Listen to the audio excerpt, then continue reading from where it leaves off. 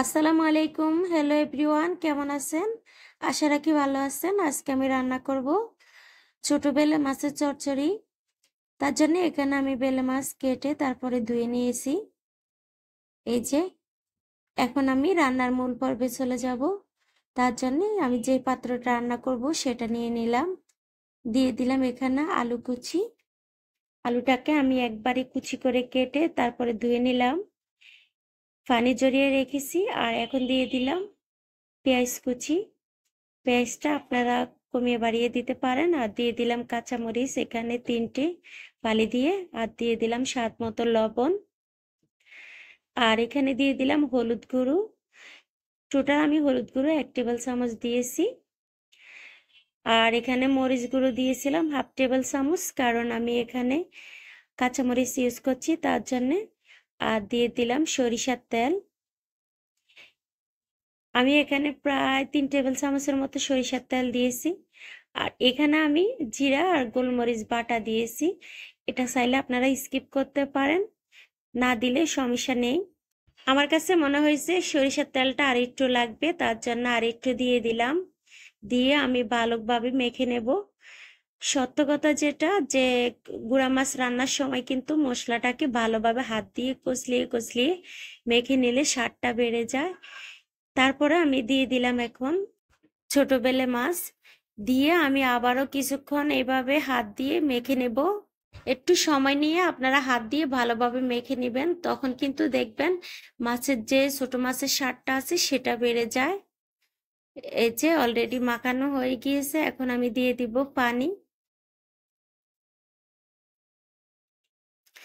এখানে আমি নর্মাল পানিটা দিয়ে দিলাম।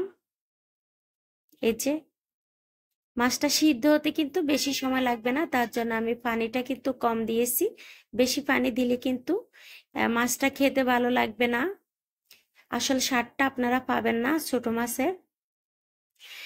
সর্বশেষ আমি দিয়ে দিলাম এখানে রসুন কুচি, কারণ আমি রসুন বাটাও দেইনি, কুচিও দেইনি। এখন দিয়ে দিলাম রসুন কুচিটা, অবশ্যই চেষ্টা করবেন দেওয়ার জন্যে।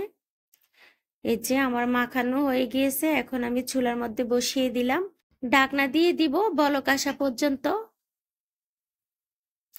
এই যে দেখুন বলক চলে আসছে। এখন আমি একটু হালকা হাতে একটু নেড়ে ছেড়ে দিব। ছোট মাছ কিন্তু বেশি নাড়তে হয় না। নেড়ে ছেড়ে আমি দিয়ে দিব টমেটো। আমি এখানে একটা টমেটো টুকরো করে কেটে নিয়েছি, দিয়ে দিলাম।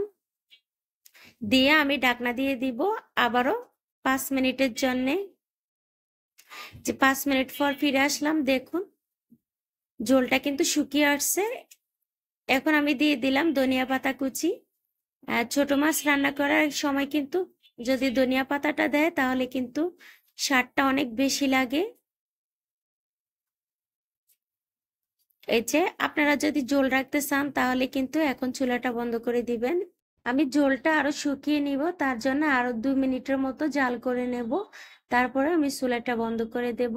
ছোট মাছের চচ্চড়ি কিন্তু একটু শুকনা শুকনা কিন্তু বেশি মজা লাগে, তার জন্য আমি ঝোলটা শুকিয়ে নিলাম। আমি যখন চুলাটা বন্ধ করে দেব তখন কিন্তু আরো ঝোল শুকিয়ে যাবে। এই যে বন্ধ করে দিলাম চুলাটা। এখন আমি পরিবেশন করে দেখাবো। আমার ভিডিওটি কেমন লাগছে? ভালো লাগলে লাইক কমেন্ট শেয়ার করে দেবেন। আর নতুন বন্ধু হলে সাবস্ক্রাইব করে দেবেন। আর যারা অলরেডি আমার সাথে ছিলেন তাদেরকে অসংখ্য অসংখ্য ধন্যবাদ। আজ এ পর্যন্ত, সবাই ভালো থাকবেন। আল্লাহ হাফেজ।